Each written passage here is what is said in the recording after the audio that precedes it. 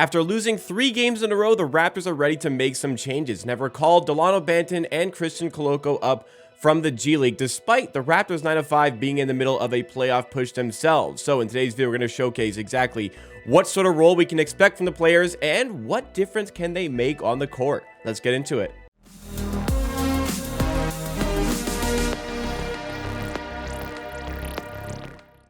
So the Raptors in this little road trip here, they had 3 games on the West Coast, which they lost all 3. They also had 2 away games at Washington, where they did win one of those games, thankfully. They've been struggling, 1-4 in the last 5 games, and this is the critical part of the season where the Raptors are looking to solidify their position in the play-in tournament. I mean, the playoff race is pretty much done for the Raptors here. Mathematically, yes, they can finish in the top 6, though that seems very unlikely here. So what the Raptors are going to be wanting to do is get into the 7th or 8th spot in the Eastern Conference so that they have double elimination. They can lose the first game in the play-in tournament, win the second game, and still get into the playoffs. When you are the 9 or 10 seed, which they currently occupy the 9th seed, you have to win 2 games in a row in order to get to the playoffs. Now, that is the goal of this Raptors team. Fans could be a little bit divided as to exactly what they want from the team. Do you want that first round date with Milwaukee or Boston? Do you want a better draft pick, actually getting a hat or a ticket in the hat for the draft lottery? A lot of these things would come into play from a fan perspective. From a team perspective, they're out there to win games. From a Nick Nurse perspective, he is out there to try and win games with this team. And the players are striving to go and make that playoff spot and solidify their playing position. But they've been struggling, as I said in the intro, and they've largely struggled with what's been going on with the bench. That was very, very firmly highlighted Friday night as the Raptors lost to the Los Angeles Lakers. The Raptors, in the minutes with their stars on the floor, looked excellent and were dominating this game. The Raptors with their bench on the floor absolutely crumbled and absolutely fell apart. Now, a lot of that has to be put on Nick Nurse for putting out such a bad lineup consistently. Like, the Raptors just don't have a team that can go 5 starters on, take them all off, 4 bench players on, then mix in 1 starter with those 4 bench players. You cannot have all 4 of our bench players playing on the court at the same time, especially when all 4 of them are negative defenders. And one person in particular who has been extremely, extremely negative from a defensive perspective is unfortunately Precious Achiuwa. Now, coming into the season, I had sky-high hopes for Achiuwa.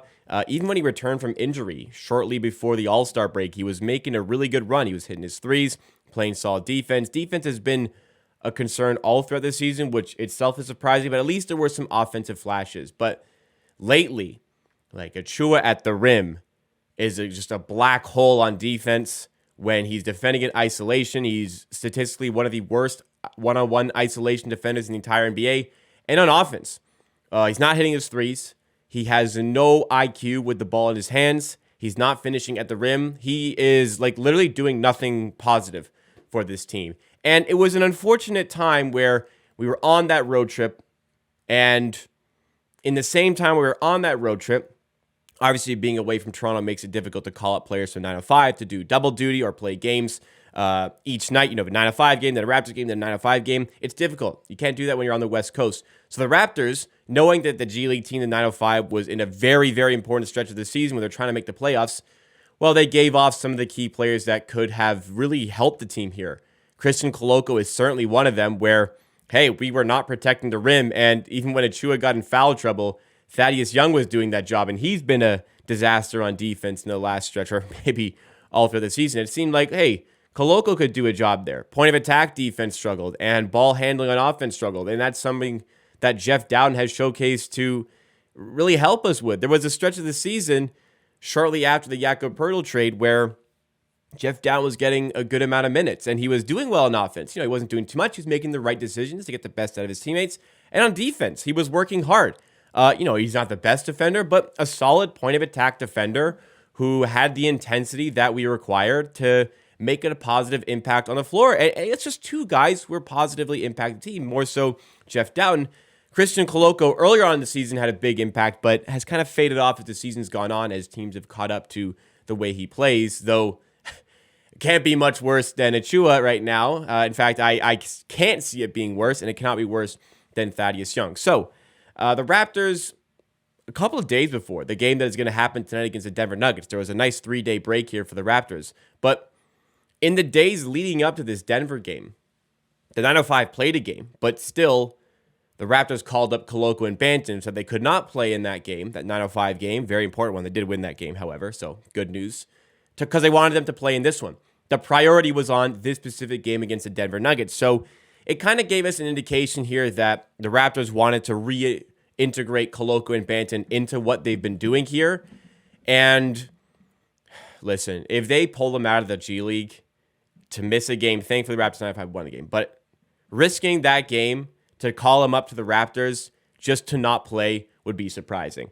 All signs to me are pointing towards the fact that Koloko is going to be getting the backup center minutes, which is great for him, great for his development. I'm excited to see what he's like in those roles. Nick Nurse in the press conference after this also talked about the fact that Achua has not been defended well. He didn't say this specifically. Nick Nurse said Achua is likely more useful as a wing defender than at the center. What Nurse is saying that he's been a really bad rim protecting center, so play him on the wing on defense. Maybe he'll have more joy there where he's not tasked with being the stopper. Maybe he's tasked with ushering that player towards the middle where they are met by an actual rim protector in Christian Koloko. The Raptors, it's not really an option right now to give Achua DNPs. Like, there's a lot invested into the mindset of the Raptors, I would say, the mindset of what's going to happen in the future. A lot has been invested into Achua rising up and being a solid player for this team. So I think giving him DNPs is completely off the table, despite the fact that the way he's been playing would certainly indicate to some that maybe he should not be on the court. And, I can kind of agree with that thought process there. But he's got to continue to play for the reasons that I've specified there. But I firmly believe Koloko is going to get involved with this. Now, what has also been troubling, I suppose, is the ball handling duties off the bench. However, Nick Nurse went further in his press conference to say that Will Barton actually has been, well, Nurse didn't outright say this, but it was inferred from Nurse's statements that he's treating Will Barton like the backup point guard. So for Delano Banton, I'm not really sure where his role is going to be. I think calling him up here would indicate that, yeah, he's going to be playing if they're going to make him miss a key 9:05 game just to practice. But I'm not sure exactly where he fits in there. I think there is a really good fit for Jeff Dowden. Once again, I think he was playing well. I'm upset that he hasn't continued to play. We maybe have some more insight as to why he's not playing, though. Something I wasn't aware of, but the reason Jeff Dowden has not been playing is that he only has 7 games left of eligibility in the NBA because he is on a 2-way contract and he's played so many games. So 7 games remaining for Dowden. You maybe want to save those for some more important games. I recognize that. A solution to this issue would be to waive another player and give Jeff Dowden the conversion on his contract. But, you'd want to waive Malachi Flynn, but, you took Malachi Flynn's 4th-year option and have to pay him next year, which was a mistake earlier on in the season. So now you can't do that. Delano Banton, who it doesn't seem there's many plans for going forward, well, you excluded him from the deal with the Spurs to get Pirtle, which likely cost you an extra second-round pick. It'd look a little bit silly to trade him or to waive him outright at this point. So I'm kind of frustrated with the decision-making now because it's costing us a good player here in Jeff Dowden being on the team. That's kind of annoying because he was playing well. But Koloko, I think, is the focus here. Koloko can bring a lot more stability to the defense. And hopefully, it's just not an absolute black hole of a unit coming in off the bench where you're literally losing the game in the 10 to 15 minutes where the bench is on the floor. That can happen. I mean, that's on the player. That's also on Nick Nurse for not staggering the minutes. But it's clear the starting unit is having success together. And I can understand wanting to keep them together. You just can't, completely sacrifice the start of the second quarter and the start of the fourth quarter and get blown out in those minutes. Because evidently, the first game against the Wizards in which we lost, the bench cost you that one at the start of the second quarter. The game against the Lakers on Friday night, yeah, the bench certainly cost you that game when they entered the game, because if you look at the plus minuses, all 5 Raptors starters were in the positive, all 5 Raptors bench players were in the negative. It's very easy to see where things went wrong for the Toronto Raptors. Koloko is going to provide that stability from a defensive standpoint. Now, offensively, there's going to be further problems. He's been playing in the G League and doing really, really well defensively, but there's still a lot of work that needs to go into his offensive games. This is not a go-to move for him to score. It's essentially like if he's not at the rim by himself, well, he's probably not going to score. So the Raptors are probably going to end up with a really big second unit here just to disrupt, just to cause chaos. You know, they're going to have Koloko, Achua, and Boucher. I'm expecting it to be a zone with Boucher and Achua on the side of Koloko is the base of the zone. You'll have some disrupting players up top as well. You know, I could see Will Barton being the point guard. Gary Trent, who's point of attack games, has suffered. He'll obviously be involved at the bench. Maybe Delano Banton for his size is also over there, where I don't agree with this, but it just seems like Nick Nurse wants to put out a second lineup that is just going to survive as long as possible before you get the actual good lineup in with the starting five. And today will be a very good indication as to what exactly the plans are, what the Raptors exactly want to execute. Because, like I said, you're not just going to call up Koloko and Banton, have them miss a key 905 game just so they can get extra practice in, just to not play him in the actual NBA game is. You know what?